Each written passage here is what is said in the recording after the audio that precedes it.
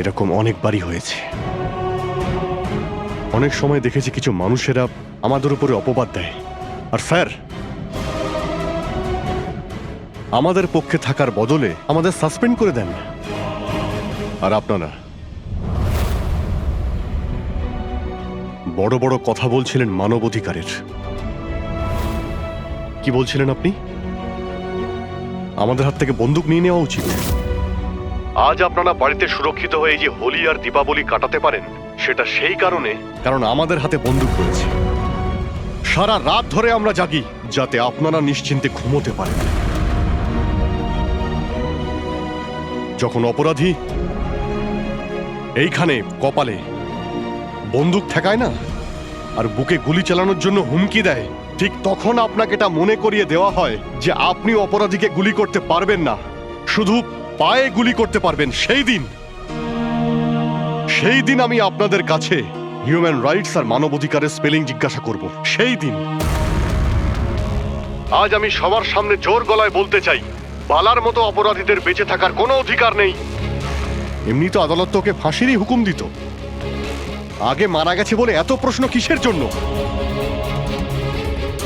এত বছর ধরে সিআইডি যদি আমার হাত বেঁধে না রাখতো তাহলে এই অপরাধীদের অনেকদিন আগেই আমি শায়েস্তা করে দিতাম।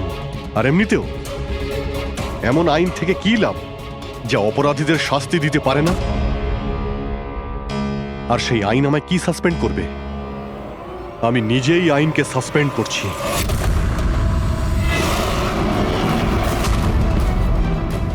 মনে সাহস আর পকেটে রেজিগনেশন নিয়ে আমি সবসময় ঘুরি।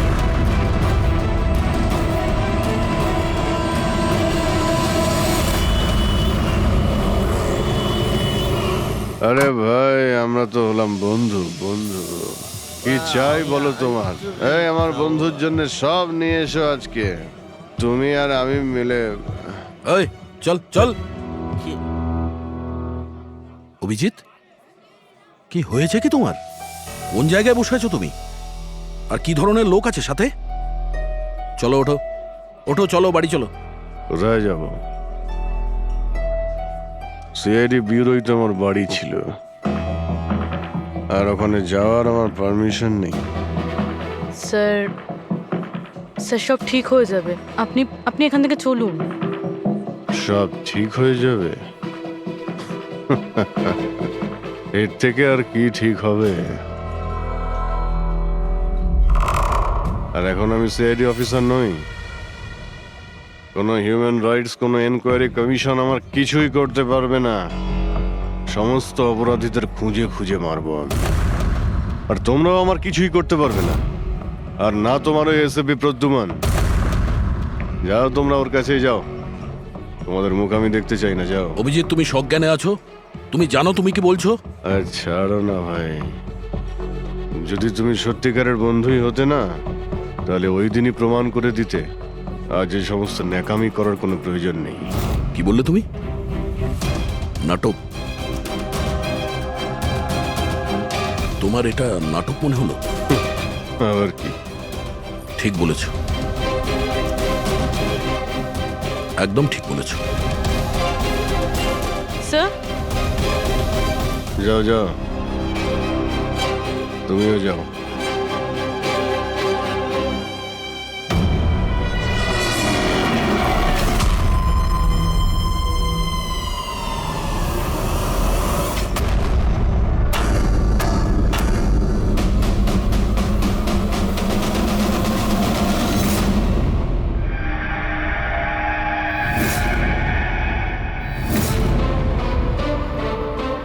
এই, কে এখানে? আমার চোখ কেন বেঁধে রেখেছো? বলো আমাকে, কোথায় নিয়ে এসছো আমাকে? কে তোমরা? এই, খোলো আমাকে।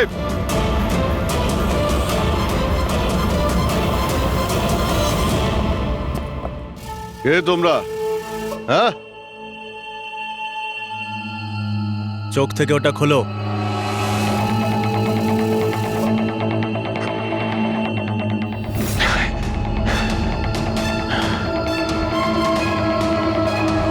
তোমরা জানো কাকে কিডন্যাপ করেছো? একজন সিআইডি অফিসারকে। অভিজিৎ, তুমি আর এখন কোনো সিআইডি অফিসার নও। Senior inspector Abhijit CID duty থেকে সাসপেন্ড থাকবে। ভয় পেও না, আমাদের থেকে তোমার কোনো ভয় নেই। আমাদেরকে নিজের বন্ধু ভাবতে পারো। বন্ধু? তোমরা কারা বলবে? সব জেনে যাবে অভিজিৎ, আমরা কে আর তোমার থেকে কি চাই। অন্ধকারে লুকিয়ে রয়েছো কেন? সাহস থাকলে সামনে এসো। আমরা অন্ধকারে আছি কারণ এই দেশ আর সমাজ আমাদেরকে আলোতে কাজ করতে দেয় না। তার মানে আমরাও তোমার মতো একজন আইনের রক্ষক, কিন্তু তুমি আইনের ছাতার তলায় কাজ করো আর আমরা ওর বাইরে। আমরা অপরাধীদের সরাসরি সুবিচার দিয়ে থাকি, না কোর্ট, না কাছারি, না এনকোয়ারি কমিশন, সোজা মৃত্যুদণ্ড। এক মিনিট, তোমরা কি বলছো? আমি কিছুই বুঝতে পারছি না। চিনতে পারছো একে? এ তো মালবিকা, নামই সোশ্যালাইট, কিন্তু অনেক আতঙ্কবাদী সংগঠনের সঙ্গে যুক্ত। Good, next. একে আবার চিনব না? সবাই জানে ও রিয়েল এস্টেটের ব্যবসায়ী, কিন্তু তার আড়ালে ড্রাগসের ব্যবসা। উইলিয়াম? এ তো উইলিয়াম। 7টা মার্ডারের কেস আছে এর উপরে। That's right. কিন্তু এদের ছবি তোমরা আমায় কেন দেখাচ্ছ? আমার কাছে কি চাইছো? বলবো, প্রথমে তুমি এটা বলো যে যদি তুমি এটা জানতে পারো যে এই অপরাধীদের আইন কখনোই সাজা দিতে পারবে না, তখন তুমি কি করবে? যদি এরা কখনো শাস্তি না পায় তো?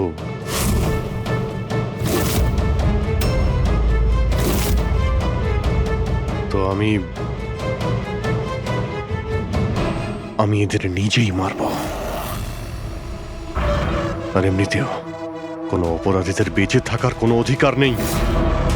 সবাইকে পিষে মেরে ফেলা উচিত, সবাইকে। Very good. তোমার ভেতরে এই রকমই উদ্যম আর সাহস দেখতে চেয়েছিলাম আমরা। আমি তোমার যন্ত্রণা বুঝতে পারি অভিজিৎ। যদি বালা ভুল করে মরেও যায় তাতে কি আর হবে? ছিল তো ও একটা অপরাধী, না? এবার তুমিই বলো অভিজিৎ, এত বছরের চাকরির এই যে পুরস্কার পেয়েছো তুমি, এটা কি ঠিক? এদের মতো অফিসারদের জন্যই আইনের নাম খারাপ হচ্ছে দেশে। আর মানবাধিকারকে মুছড়ে রেখে দেয় এই সব আইন রক্ষকরা। হাতে বন্দুক কি শক্তি এসে যায়? এনাদের মনে হয় কি যা খুশি তাই করবে। না, এটা একদমই ঠিক নয়।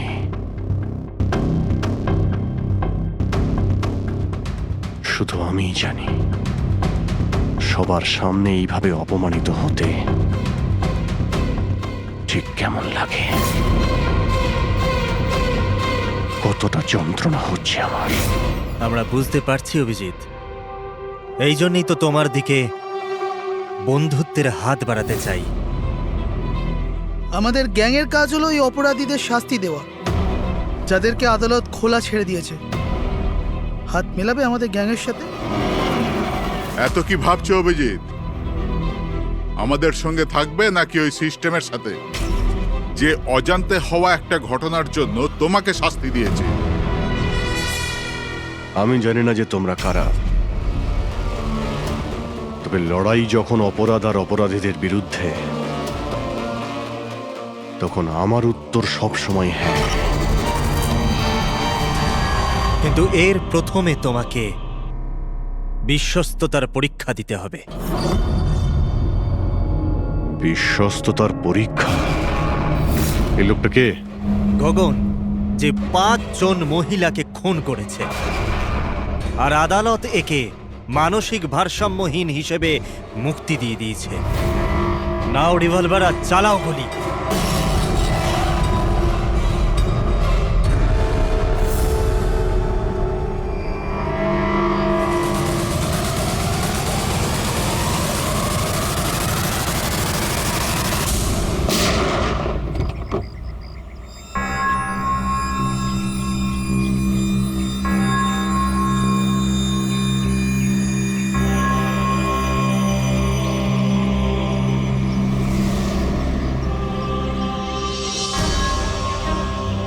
আমাদের ফোনের অপেক্ষা করবেন।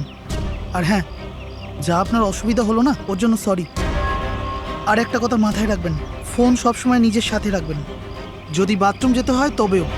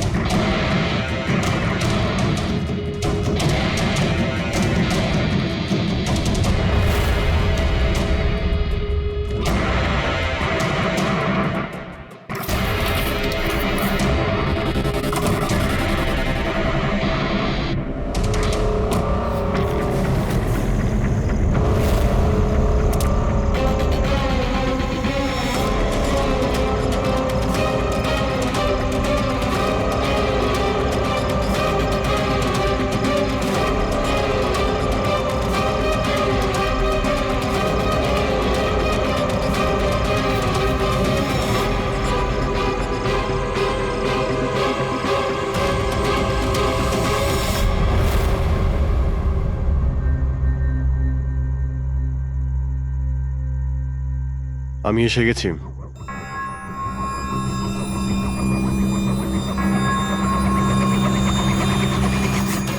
আমাদের সন্দেহই ঠিক।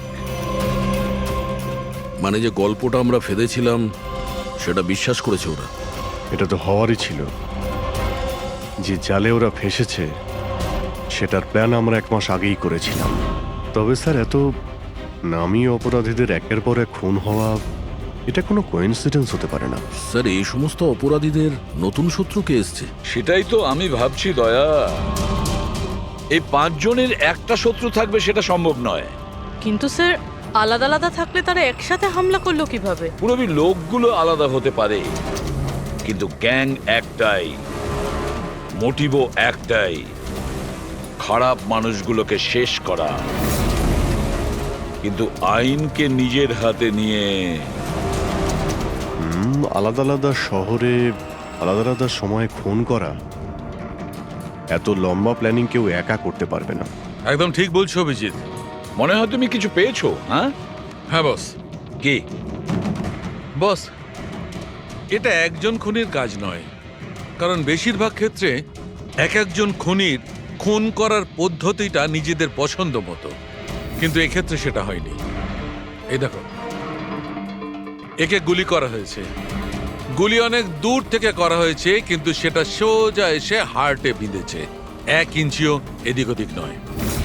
আর একটা, একে মার্শাল আর্টের একটা বিশেষ পদ্ধতি দিয়ে মারা হয়েছে, খুবই বিপজ্জনক, একটা আঘাতেই শেষ। আর এই তৃতীয় মার্ডার, এই তৃতীয় ব্যক্তিকে বিষ দিয়ে হত্যা করা হয়েছে, একটা ছুঁচলো জিনিস দিয়ে বিষটা ইনজেক্ট করা হয়েছে সোজা আর্টারিতে, বিষটা খুব তাড়াতাড়ি রক্তে মিশেছে আর স্পট ডেড। তাহলে তৃতীয় মার্ডারটাও কোনো এক্সপার্টই করেছে স্যার? হ্যাঁ অভিজিৎ, প্রথম শার্প শুটার, দ্বিতীয় মার্শাল এক্সপার্ট, আর তৃতীয় জন খুব ভালো করে ইঞ্জেকশন দিতে জানে।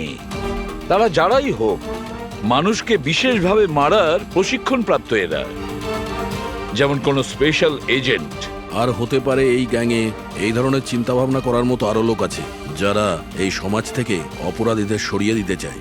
স্যার, যদি ওরা এত এক্সপার্ট হয়ে থাকে, তাহলে না ওরা কোনো প্রমাণ রাখবে, না কোনো সূত্র। ওদেরকে ধরবো কিভাবে? লোহাই লোহাকে কাটতে পারে পুরবি। এদের গ্যাংকে ধরার একটাই রাস্তা আছে, বালার মৃত্যুর নাটক। সবকিছু প্ল্যান অনুযায়ী হচ্ছিল স্যার। তারপরে ওরা আমাকে ট্রিগার প্রেস করে একটা লোককে মেরে ফেলতে বলে। আর তুমি ট্রিগারে চাপ দিয়েছিলে? Yes sir. এসব কি হচ্ছে? হ্যাঁ, বলেছিলাম না আমরা তোমার পরীক্ষা নেওয়া হবে এটা দেখার জন্য যে তুমি এই কাজটাকে পরিণতি দিতে পারবে নাকি। আমায় কাকে মারতে হবে?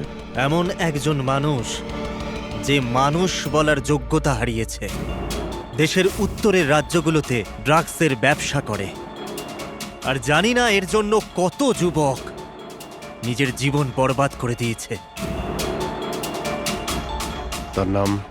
নিজেকেও অনেক বড় বিজনেসম্যান মনে করে, কিন্তু ড্রাগ ডিলিং করাই হলো ওর আসল কাজ। একবার যদি ও শহরে ফিরে আসে, ব্যাস তারপরে ওর কাজ শেষ। নাম? নামে কি এসে যায়? গুলি মারবার ঠিক 1 ঘন্টা আগে তোমাকে বলে দেওয়া হবে যে কবে আর কোথায় গুলি চালাতে হবে। ট্রিগার কি করে টিপে দিলে? ওর যদি কিছু হয়ে যেত, মারা যেত তো? না দয়া, কিছুই হতো না। ওই বন্দুকটা হাতে নিয়ে আমি বুঝতে পেরেছিলাম ওই বন্দুকের মধ্যে কোনো গুলি ছিল না।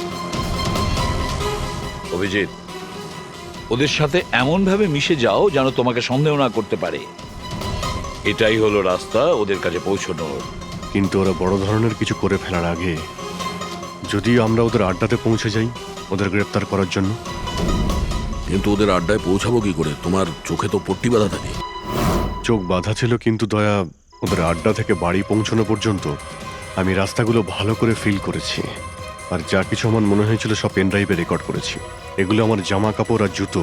যদি এর থেকে কিছু সাহায্য পাওয়া যায় ওদের আড্ডায় পৌঁছানোর জন্য। স্যার, যা করতে হবে তাড়াতাড়ি করতে হবে। যে কোনো সময় আমার কাছে ফোন আসতে পারে ওই ড্রাগ ডিলারকে মারার জন্য। আর আমি এই ধরনের কাজ করতে চাই না যার পারমিশন আইন আমাকে দেয় না। যতক্ষণ আইন না বলছে আমরা কাউকে মেরে ফেলতে পারি না, সে কোনো বড় অপরাধী হলেও।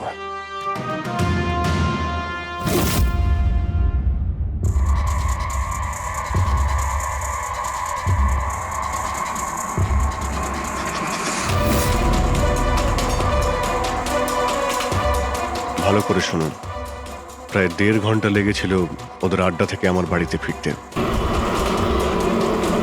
গাড়ির স্পিড 60-এর উপরে যায়নি। 15 মিনিট গাড়ি ট্রাফিক জ্যামে আটকে ছিল।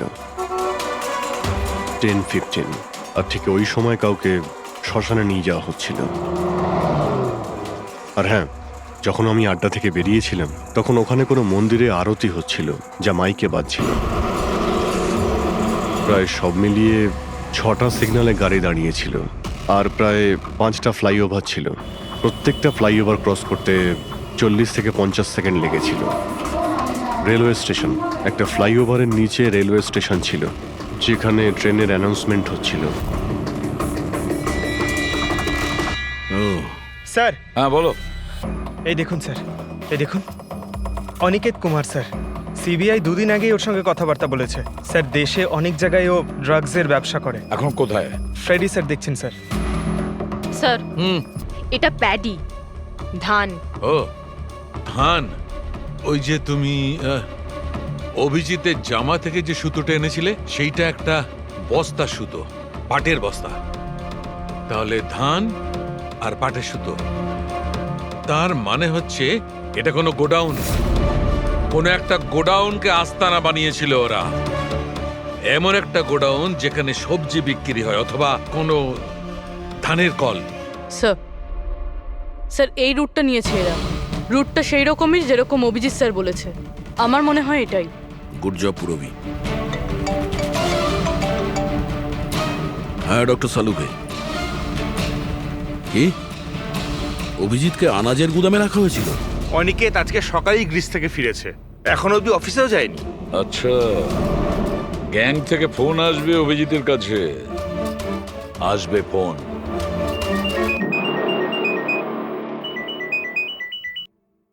হ্যালো, আপনার জন্য একটা সুখবর আছে অভিজিৎ স্যার। যে সময়ের আপনি অপেক্ষা করছিলেন সেটা এসে গেছে। আজকের এই শুভ দিনে এক অপরাধী শাস্তি পাবে। ঠিক 1.5 ঘন্টা পরে একটা কালো রঙের গাড়ি আসবে আপনার কাছে, আর বলে দেওয়া হবে আপনি কার ওপর আর কখন গুলি চালাবেন। হ্যাঁ, কিন্তু রাইফেল কোনটা? তাতে কি যায় আসে রাইফেল কোনটা? আপনাকে তো সিআইডি ট্রেনিং এ সব ধরনের ট্রেনিং দেওয়া হয়েছে তাই না? হ্যাঁ, আমাকে সব ধরনের ট্রেনিং দেওয়া হয়েছে, কিন্তু আমার কাছে একটাই চান্স গুলি চালানোর। যদি আমি জানতে পারি বন্দুকটা কোন ধরনের, তো একটু সহজ হবে। RS 451। ওকে, RS 451।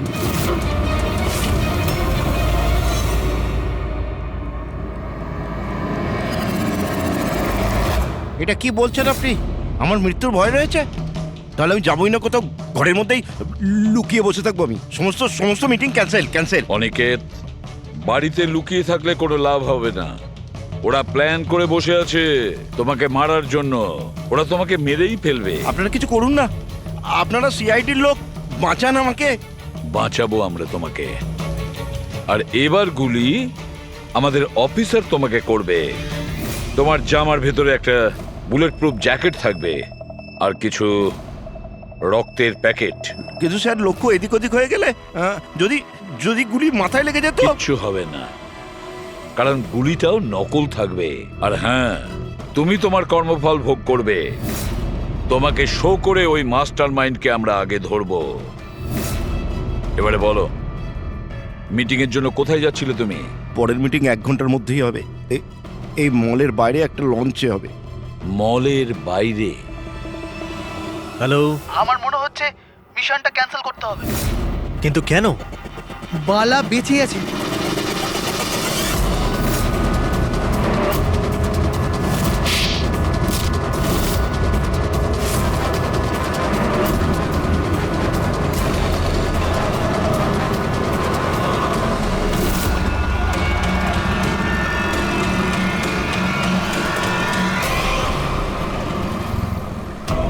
খুব বড় বিশ্বাসঘাতকতা হয়েছে আমাদের সাথে। অভিজিতের হাতে কেউ খুন হয়নি। প্ল্যান ক্যান্সেল করব না আমরা। সিআইডি আর অভিজিৎকে এই বিশ্বাসঘাতকতার চরম মূল্য চোকাতে হবে।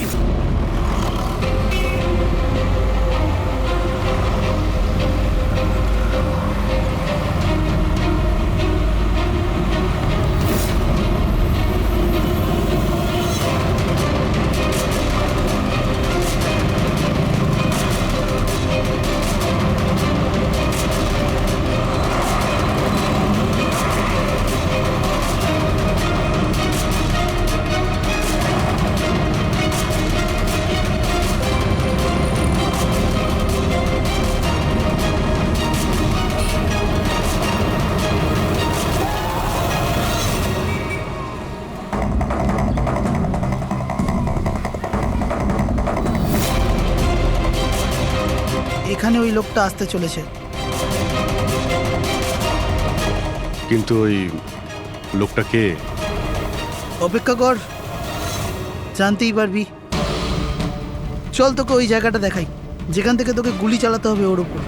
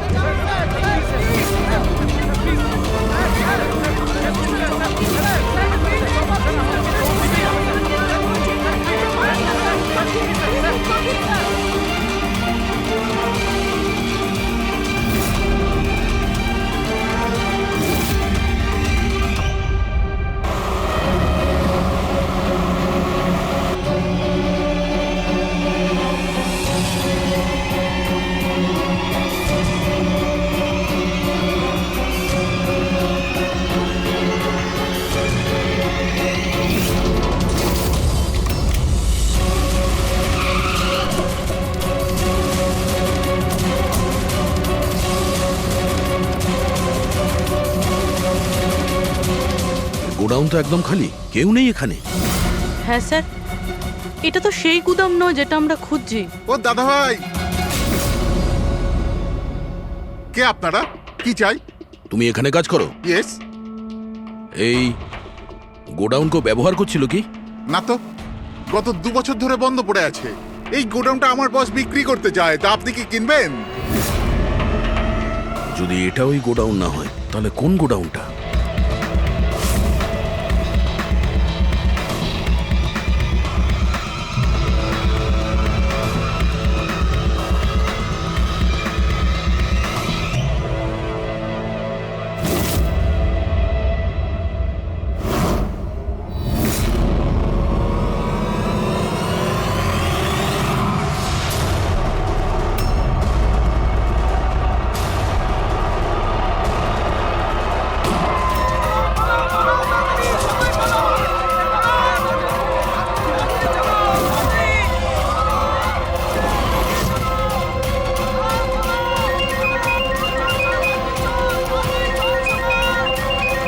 হ্যালো। অভিনন্দন অভিজিৎ, তোমার সাফল্যের জন্য। Aniket is finished. এবার দেখা করে অভিনন্দন জানাবো তোমাকে। ঠিক আছে, আসছি আমি।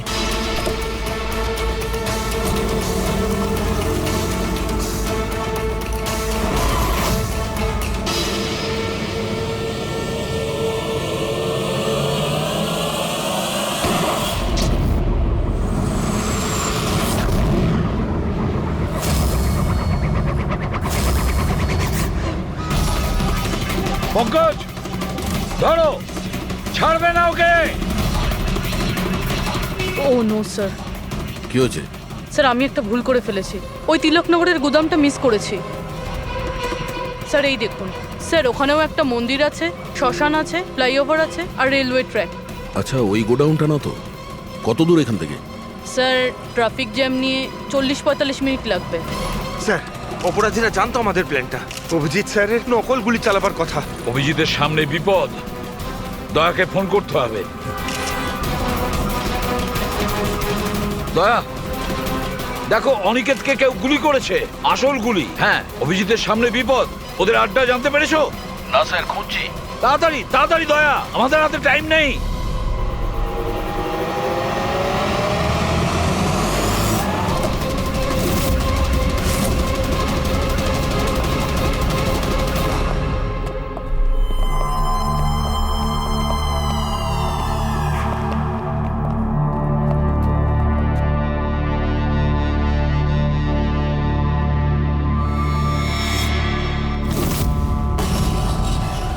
অনেক অনেক অভিনন্দন তোমাকে। Well done. অনিকেতের মৃত্যুর খবর প্রত্যেকটা নিউজ চ্যানেলে দেখাচ্ছে, আর এখন তুমি আমাদের বিশ্বাস জিতে নিয়েছো। এই জন্য এখন অন্ধকার থেকে আলোতে এসে তোমার সাথে নিজেদের পরিচয় করাবো।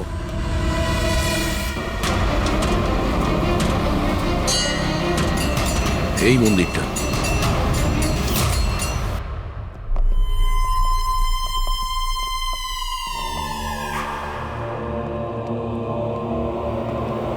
আমাদের প্যানেলিস্ট হলেন ex IB officer Sanjit sir, আর এক্স জাজ Mrs Mandira, ex army officer mister Ranbir. ও, তো আপনারা? হ্যাঁ, আমরা। কেন চমকে গেলেন নাকি আমাদের দেখে? ভুলে গেলেন সেই দিনটা যখন শুধু আমি সমর্থন করেছিলাম আপনাকে?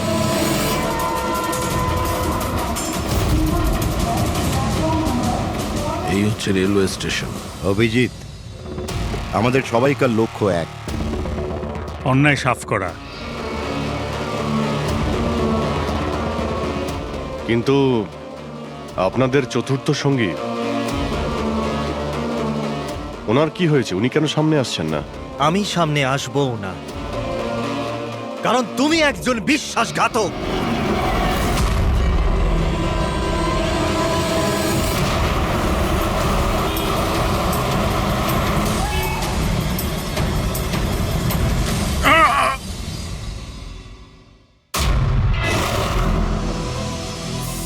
বালা বেঁচে আছে? হ্যাঁ, বেঁচে আছে, কারণ এই সব কিছু সিআইডির প্ল্যান মাফিক কাজ ছিল, আমাদের ফাঁসানোর জন্য। আর এই হচ্ছে শ্মশান ঘাট। আর অনিকেত? সেও নিশ্চয়ই জীবিত আছে। নিশ্চয়ই এই অভিজিৎকে নকল গুলি মেরেছে। অভিজিৎ, এই বেইমানির জন্য একটাই সাজা, শুধু মৃত্যু, শুধুই মৃত্যু। তুমি আর বালা দুজনেই মরবে, দুজনেই। আর তোকে আমরা মারবো না, তোকে এ মারবে। আমি কেন? কেননা একজন বাহাদুর এবং সৎ ইন্সপেক্টরকে মারা আমাদের নীতির বিরুদ্ধে। চল, তুই মার, নইলে আমরা তোকে মারবো। ও তো আপনারা এমনিই মারবেন। না, আমরা তোমাকে আর একটা সুযোগ দেব। চালাও গুলি। নেবালা, পিস্তল নে। এই নে।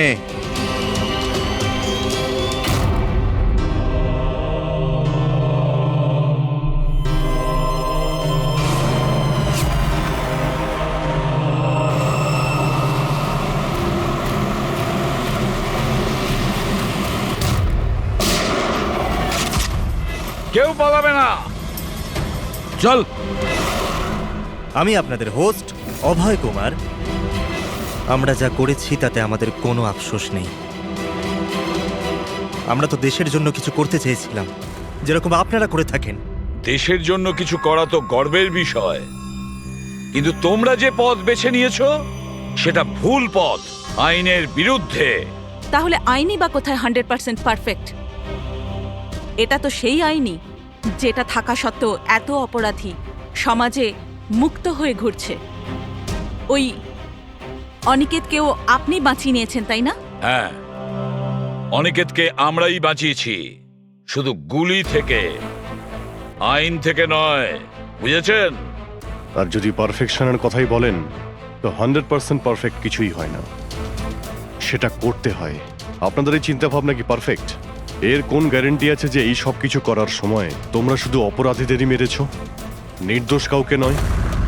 আর সেই আদালতের কাছে নিজের অভিযোগ জানিও, সেই আদালতকে যাকে তোমরা অশ্রদ্ধা করতে, আর সেই আদালতই তোমাদেরকে সংশোধন করবে। তারপরেই তোমরা বুঝবে যে দেশের আইনের মর্যাদা কিভাবে দিতে হয়। কেসটা খুবই জটিল ছিল স্যার। হ্যাঁ, আবার অপরাধীও ধরা পড়েছে। আরো একটা কেস ক্লোজ।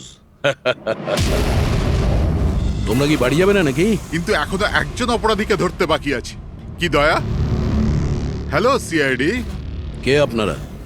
কি চাই এখানে? আমি বিক্রম, ক্রাইম টিম থেকে। আমাকে এখানকার তল্লাশি নিতে হবে। এই হলো সার্চ ওয়ারেন্ট। তল্লাশি?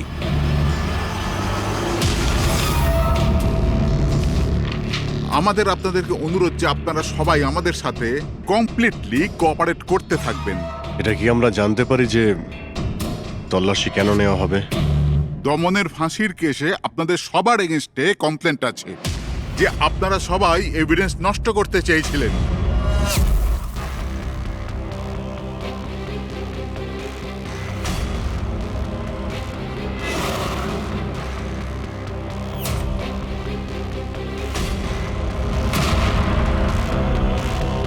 তল্লাশি শুরু করো।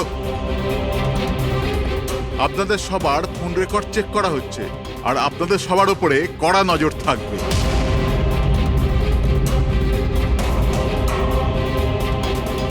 আর হ্যাঁ, আপনাদের সবার সাথে একা একা প্রশ্ন উত্তরও করা হবে। আমার আপনাদের ব্যক্তিগত পরামর্শ হলো, যাই বলবেন একদম সত্যি বলবেন। এটাই সিআইডির ভবিষ্যৎ তৈরি করবে। এই, আমরা সিআইডির কোনো গ্যাসের বেলুন নয়। আর তুমি কে আমাদের ফিউচার ঠিক করার? হ্যাঁ, সিআইডির অস্তিত্ব সত্যের উপরে দাঁড়িয়ে রয়েছে, মিথ্যের উপরে নয়। হ্যাঁ হ্যাঁ, আমি জানি আপনারা সিআইডির লোক, জানি আমি।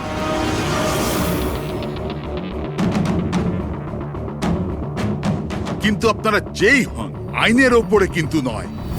আর এখন সময় চলে এসেছে আপনাদের আইনটা মনে করা দরকার। হ্যাঁ, সেটা আমরা জানি যে আইনের ঊর্ধ্বে আমরা নই, আর আমরা আইনের সুরক্ষা করি, আইনের রক্ষাকর্তা।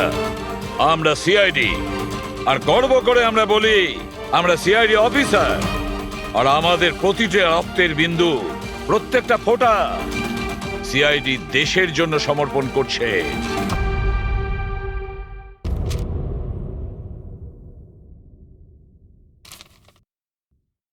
আমরা আপনাদের কেসটা খুব ভালো করে দেখলাম এবং আপনাদের কথাও শুনলাম। এটা পরিষ্কার যে আপনারা প্রোটোকল ভেঙেছেন।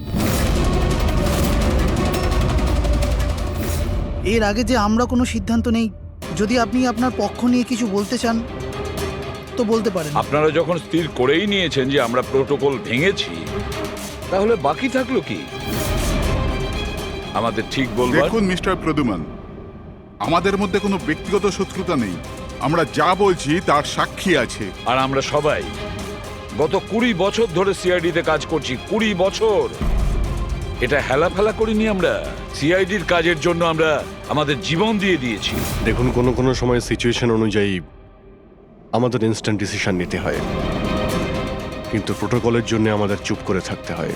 আর তারপরেও সেই অপরাধীকে তার শাস্তি পৌঁছে দিয়েছি। দেখুন, আপনাদের কথা আমরা বুঝতে পারছি, কিন্তু নিয়ম কানুন পালন করাটাও যে জরুরি সেটাও তো আপনারা জানেন। সবসময় নিয়মের উপর ডিপেন্ড করা যায় না স্যার। আমাদের কাজটাই এইরকম, সিচুয়েশন অনুযায়ী আমাদের ইনস্ট্যান্ট ডিসিশন নিতে হয়। আর যেখানে দয়ার প্রসঙ্গ বলছেন আপনারা, সেখানে প্রোটোকল ভাঙার দরকার ছিল, প্রয়োজন ছিল। দয়া একজন সাহসী ইন্সপেক্টর স্যার, সিআইডির জন্য সবকিছু করতে পারেন। আমরা কোনোভাবেই ওকে হারাতে চাইছি না। এরপরেও যদি আপনাদের মনে হয় যে আমরা প্রোটোকল ভেঙেছি, তাহলে যে শাস্তি আপনারা দেবেন আমরা অ্যাকসেপ্ট করব।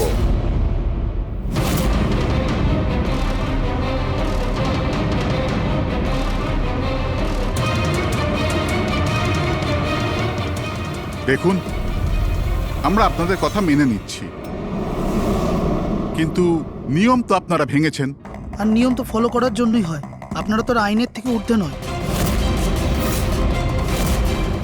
এই জন্য আমরা এই সিদ্ধান্ত নিয়েছি যে আপনাদের টিমটাকে ভাঙা হবে না, আপনারা কন্টিনিউ করতে পারেন। Thank you very much. কিন্তু আজ থেকে আপনাদেরকে মনিটর করা হবে।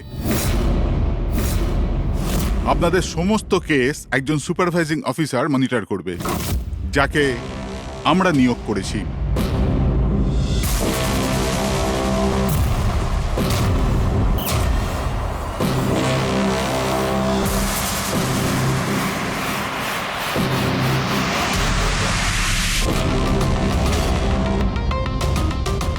হ্যালো, আমার নাম শীতল। আজ থেকে শীতলই আপনাদের মনিটর করবে। মনিটর করবে মানে এইটা হলো যে আপনাদের কেসের যাই অ্যাক্টিভিটি হোক, সেটা শীতল আমাদের বলবে। আপনাদের কেসগুলোর সমস্ত খবরাখবর রাখবার অধিকার থাকবে শীতলের। আপনাদের টিম আগে থাকবে কি থাকবে না, এটাও আমরা শীতল ম্যাডামের রিপোর্টের পর সিদ্ধান্ত নেব। দেখুন, আজ পর্যন্ত আপনারা যা চেয়েছেন করেছেন, কিন্তু এখন সিচুয়েশন বদলে গেছে। আজ থেকে আপনাদের সমস্ত কেসে শীতলকে ইনভলভ করতে হবে।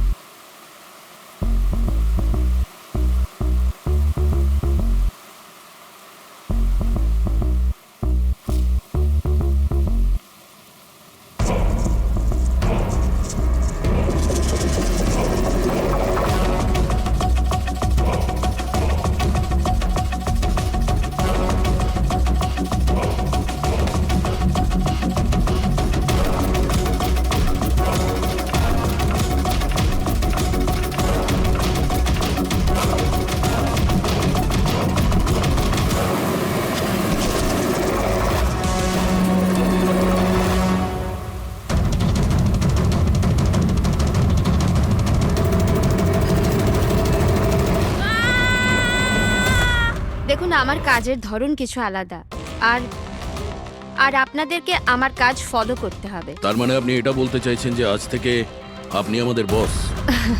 না না, I don't like the word boss. Boss বলা উচিত হবে না। দেখুন, আমি এখানে এসেছি আপনাদের কেসগুলো স্মুথলি হ্যান্ডেল করার জন্য, আর আমি চাইবো যে এখানে আমার ডিসিশনে ফাইনাল হবে। দেখুন প্লিজ, রাগ হওয়ার কোনো কারণই নেই, কারণ আমি শুধু অর্ডার্স ফলো করছি। ইনফ্যাক্ট আমার কাছে অর্ডার্স আছেও, আর এখানে পরিষ্কার লেখাই আছে যে আজকের পর যে কেসেরই আপনার ইনভেস্টিগেশন করবেন ওটা আমার নজরের মধ্যে থাকবে। ইনফ্যাক্ট আমার লুক রাখতে হবে, আর প্রত্যেকটা ইনভেস্টিগেশন কেসের রিপোর্ট আমাকে দিতে হবে। And that also includes forensic investigation. আর এখানে এটাও লেখা আছে যে কোনো সাসপেক্টের সাথে যে কোনো ফিজিক্যাল ভায়োলেন্স করার আগে আমাকে জিজ্ঞেস করতে হবে। আর দেখুন, হ্যালো এসিপি প্রদ্যুমান। আচ্ছা ঠিক আছে, আমরা আসছি। ওকে, দুটো খুন হয়েছে, আমাদের বেরোতে হবে। এত তাড়াতাড়ি বেরোবেন আপনারা? ফাইন্ড আউট করবেন না যে ওই কলটা ফ্রড নাকি সত্যি সত্যি মার্ডার হলো কিনা, এভাবে বেরিয়ে যাবেন? শীতল দেবী, আপনার কথা ভালো লেগেছে, কিন্তু ব্যাপারটা হলো দুটো খুন যেখানে হয়েছে আমাদের তাড়াতাড়ি সেখানে যেতে হবে। হ্যাঁ, আপনাকে সব রিপোর্ট আমরা পাঠিয়ে দেব। আপনাকে তো রিপোর্ট করতে হবে। Let's go.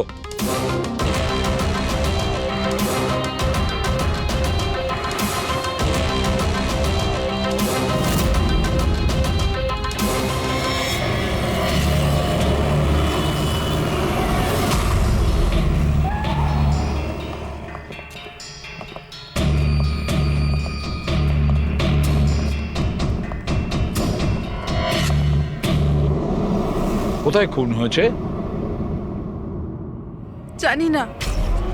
জানো না? তার মানে আপনারাই ফোন করে বলেছিলেন যে খুন হয়েছে এখানে? দুটো খুন হয়েছে, তাই জন্যই আমি আপনাদের ডেকেছি। দুটো খুন হয়েছে, কিন্তু খুন কোথায় হয়েছে? লাশ দুটো কোথায়? জানি না স্যার, আমি শুধু শুনেছি। কি শুনেছো তুমি? চিৎকার চেঁচামেচির আওয়াজ? না, আমি সব কিছু শুনেছি, দেখেওছি, কিন্তু আমি ওখানে ছিলাম না। স্যার, ও কোনো বাজে স্বপ্ন দেখেছে তাই এই সব কথাবার্তা দেখুন বলছে। ম্যাডাম, স্বপ্ন নয়, আমি খুন হতে দেখেছি। কবে, কখন, কোথায় সেটা আমি জানি না, কারণ আমি ওখানে ছিলামই না। যখন আপনি ওখানে ছিলেনই না, তাহলে আপনি এই খুন হতে দেখলেন কি করে? এই টিউনের মাধ্যমে।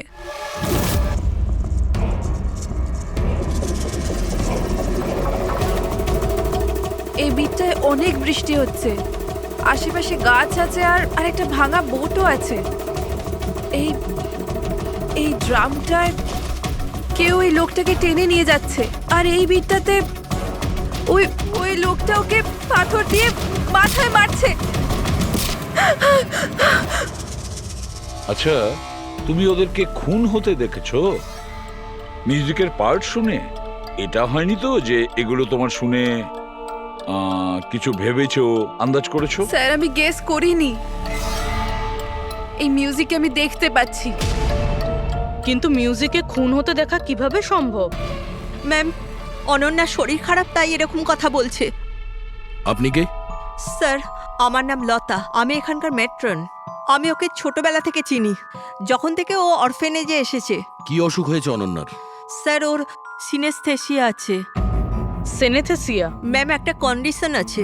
নর্মাল কন্ডিশনের মানুষরা মিউজিক শুনতে পায়, কিন্তু এই কন্ডিশনে মানুষ মিউজিক শুনতে শুনতে ভিজুয়ালও দেখতে পায়, আর মিউজিক শুনতে শুনতে ভিডিওর মতো দেখতে পায়।